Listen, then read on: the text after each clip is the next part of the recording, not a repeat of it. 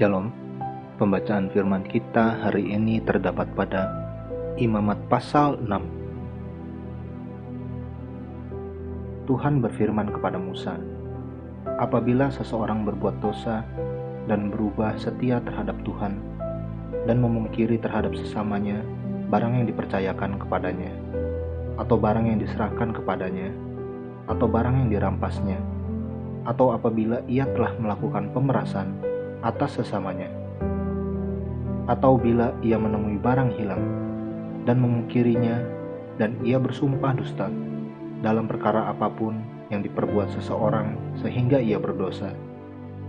Apabila dengan demikian ia berbuat dosa dan bersalah, maka haruslah ia memulangkan barang yang telah dirampasnya, atau yang telah diperasnya, atau yang telah dipercayakan kepadanya, atau barang hilang yang ditemuinya itu, atau segala sesuatu yang dimungkirinya dengan bersumpah dusta.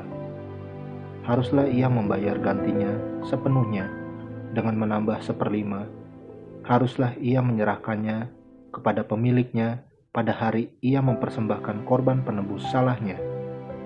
Sebagai korban penebus salahnya, haruslah ia mempersembahkan kepada Tuhan seekor domba jantan yang tidak bercela dari kambing domba yang sudah dinilai menjadi korban penebus salah, dengan menyerahkannya kepada imam.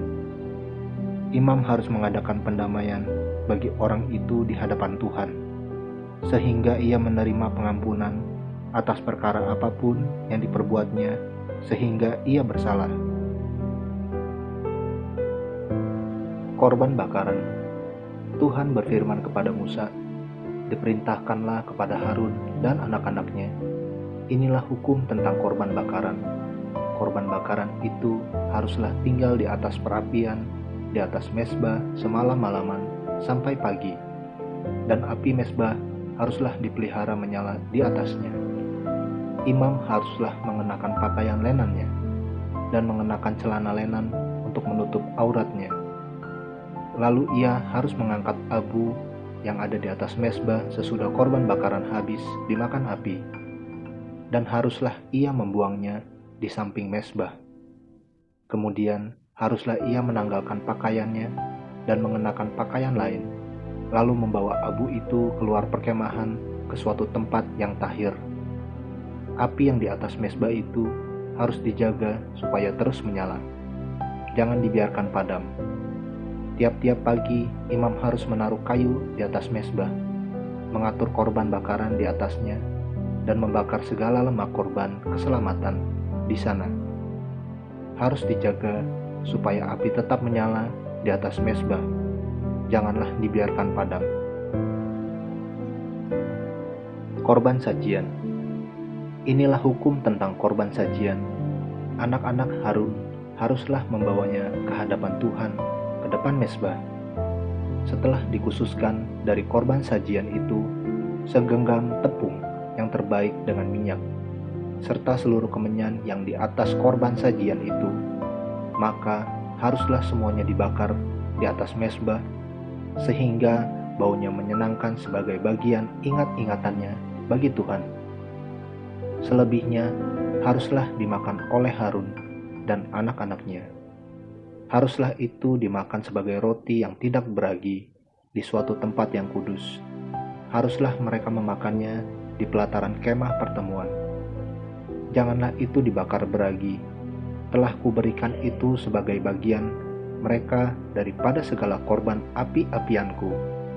Itulah bagian maha kudus, sama seperti korban penghapus dosa dan korban penghapus salah.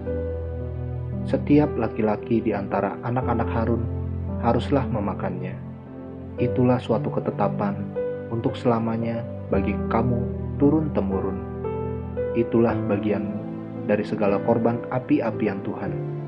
Setiap orang yang kena kepada korban-korban itu menjadi kudus. Tuhan berfirman kepada Musa, inilah persembahan Harun dan anak-anaknya yang harus dipersembahkan oleh mereka kepada Tuhan pada hari ia diurapi. 1/10 eva tepung yang terbaik sebagai korban sajian yang tetap, setengahnya pada waktu pagi dan setengahnya pada waktu petang. Haruslah itu diolah di atas panggangan bersama-sama minyak. Setelah teraduk, haruslah engkau membawanya dan mempersembahkannya sebagai korban sajian, sesudah dibakar dan berpotong-potong sebagai bau yang menyenangkan bagi Tuhan. Dan imam dari antara anak-anaknya yang diurapi sebagai penggantinya haruslah mengolahnya. Itulah suatu ketetapan untuk selamanya. Seluruhnya haruslah dibakar bagi Tuhan. Tiap-tiap korban sajian dari seorang imam itu haruslah menjadi korban yang terbakar seluruhnya. Janganlah dimakan. Korban penghapus dosa. Tuhan berfirman kepada Musa, demikian. Katakanlah kepada Harun dan anak-anaknya, inilah hukum tentang korban penghapus dosa. Di tempat korban bakaran disembelih, disitulah harus disembelih korban penghapus dosa di hadapan Tuhan. Itulah persembahan Maha Kudus. Imam yang mempersembahkan korban penghapus dosa itulah yang harus memakannya. Haruslah itu dimakan di suatu tempat yang kudus, di pelataran kemah pertemuan. Setiap orang yang kena kepada daging korban itu menjadi kudus. Dan bila darahnya ada yang terpercik kepada sesuatu pakaian, haruslah engkau mencuci pakaian itu di suatu tempat yang kudus. Dan belanga tanah, tempat korban itu dimasak, haruslah dipecahkan. Dan jikalau dimasak di dalam belanga tembaga, haruslah belanga itu digosok dan dibasuh dengan air. Setiap laki-laki di antara para imam haruslah memakannya. Itulah persembahan Maha Kudus. Tetapi setiap korban penghapus dosa yang dari darahnya dibawa sebagian ke dalam kemah pertemuan untuk mengadakan pendamaian di dalam tempat kudus, janganlah dimakan, melainkan dibakar habis dengan api. Amin. Terus baca firman-Nya, renungkan dan lakukan dalam kehidupan kita. Tuhan Yesus memberkati.